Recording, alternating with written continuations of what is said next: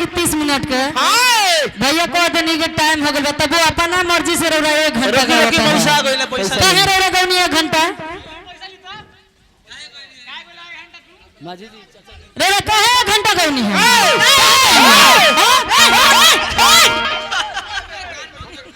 छोड़ दे का करबो अरे वैसे जो लड़ फंटिस बारे का मर बन के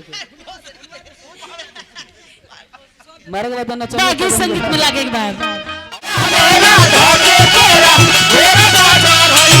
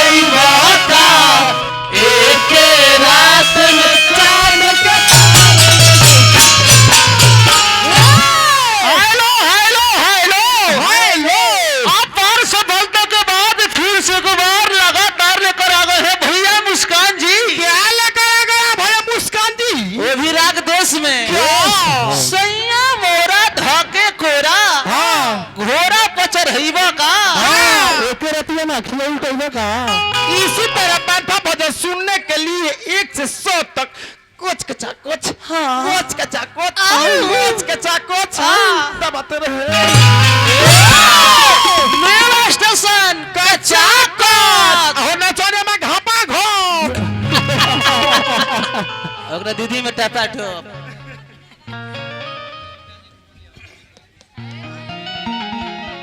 रुकी पहले पैसा ले लेने दे पैसा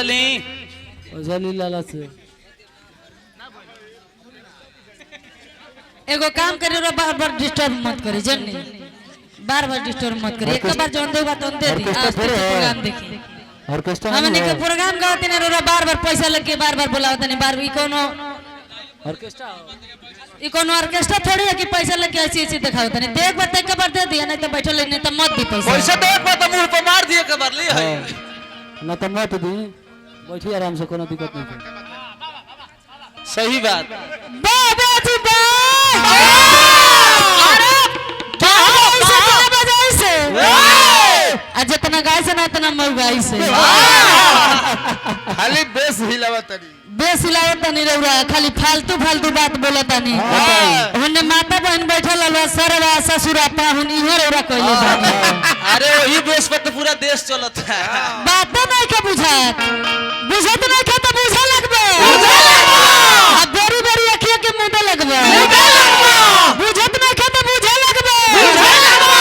अब बेरी अखिया के मुंडे लगबे अभी तारा के बुतरू जान के न्यूट्रल में बानी अगर 3 नंबर गेयर लगा के खेले तो दरिये पे कूदे लगबे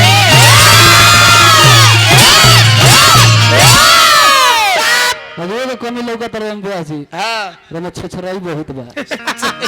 होली तनी कि हम शेर हैं हां अच्छा रे बताई बाघ हैं हां हमने के तो इंसान बनी रो इंसान बनी बाकी रे बताई रे कैसे बाघ बनी हम ये बताए रात भर ये बतावे के बा के न बाघ हो गनी रे बहुत तो शरीर इंसान के बा तो बाघ के ना हो गनी अरे यहां के ना उसार झाल बजावता बहुत बात कहले बानी कहता नहीं कि ऐसन गाय के हम खोजता नहीं दूध पियोला देखी बघौआ दीपुआ दोनों गोरा वसाली कहते दुबरा में हम कुछ बोलले नहीं कि कुछ नहीं कि बोलले सिमरन में चुपचाप सिमरन गा के बैठ गई है आई खड़ा होके खाली फालतू बात बोलता नहीं गरियावता नहीं 11 गाड़ी वाला बड़ा से है हम सोचनी है कि कुछ निमन बात को है बुझाता कि जानकार व्यास बनी प्रचंड व्यास बनी बाकी तो बुझा गल की का गाए हां कहे के नहीं बात एक मुंह में खाली गंदा भरल बा हां मुंह में टाइम मिलल 35 मिनट का कि 30 मिनट का भैया को देनी के टाइम हो गल तब वो अपना मर्जी से रह 1 घंटा का रोकी पैसा गइले पैसा कहां रह गौनी 1 घंटा माझी जी रे कहे 1 घंटा गौनी है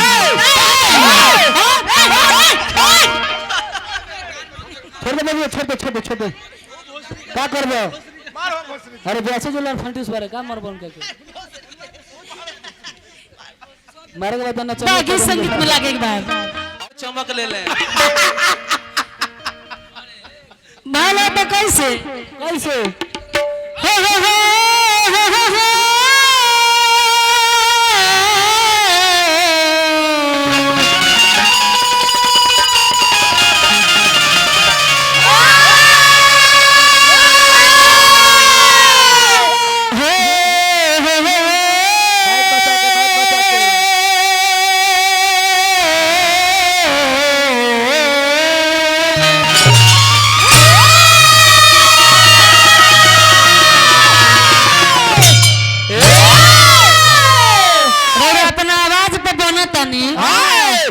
आवाज पे बना तनी यही साउंड अब हम दूर से गाए तन दूर से गा के दिखाएंगे भैया से तनी बतिया ली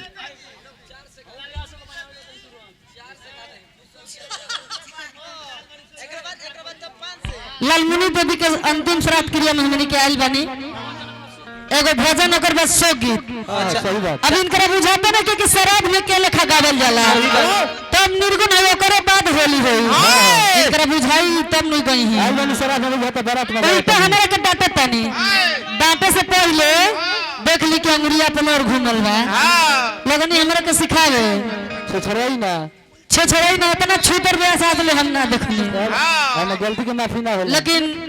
पहले निमन गावत रहनी बहुत निमन गावत नहीं ओई से मार्केट में हल्फा मचोले बरे यही तरह मार्केट से आउट बनी इतना सुंदर आवाज लेके अब रोले का गावत नहीं महाराज अभी हम नचनिया बेचन के खड़ा करके दो गीत गा दे मेरा मार्केट खत्म हो जाई हां जी मार्केट फट जाई माइक लेके पहले से तैयार वाह मास्टर जी संत के भाव में सुबह भइल दुष्टन के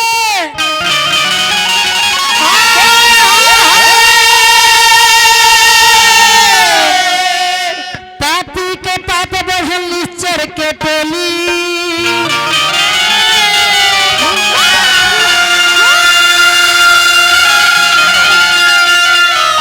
मूर्ख पूजा लागल साधु लोग पिटाए लागल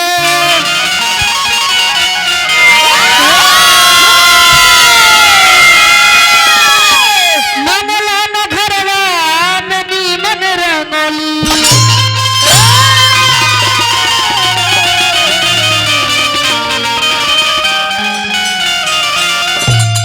भैया बक्सा नहीं खे बोलत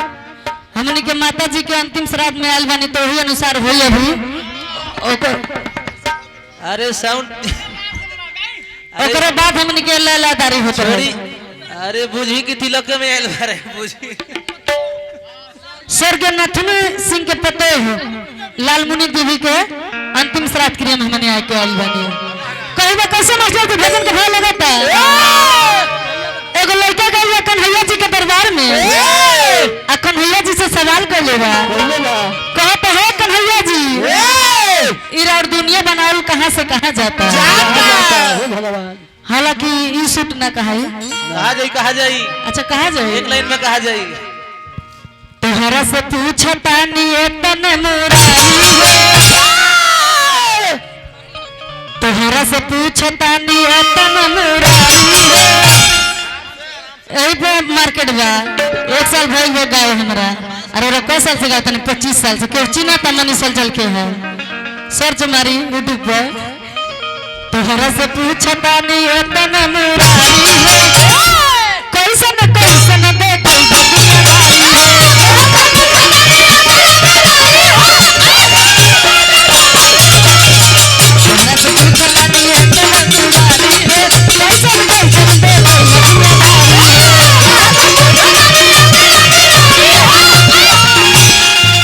हरे रामा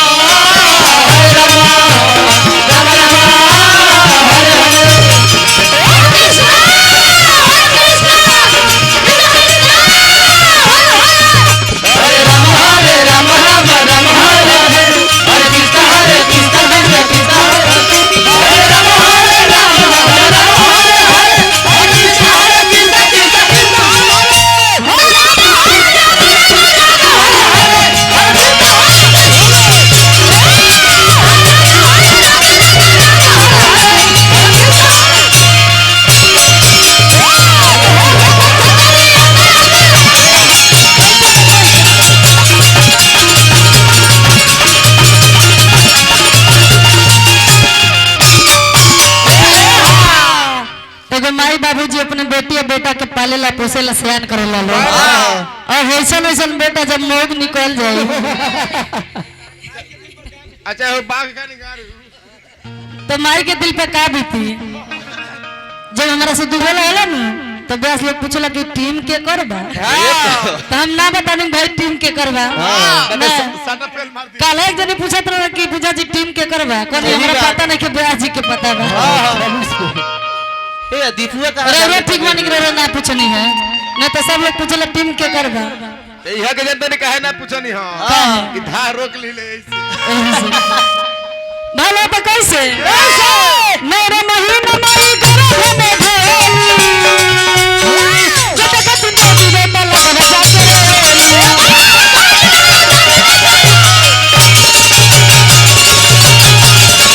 नौ महीना गर्भ में ढोली गमाई हसन हसन बेटा मेहरी के साड़ी दिया था इतना तो चलता है बोस माई के गाड़ी दिया था जैसे बाघ मारे मेरे महीना माई गर्भ में ढोली जब तक तुम बेटी बेटा लगन जाते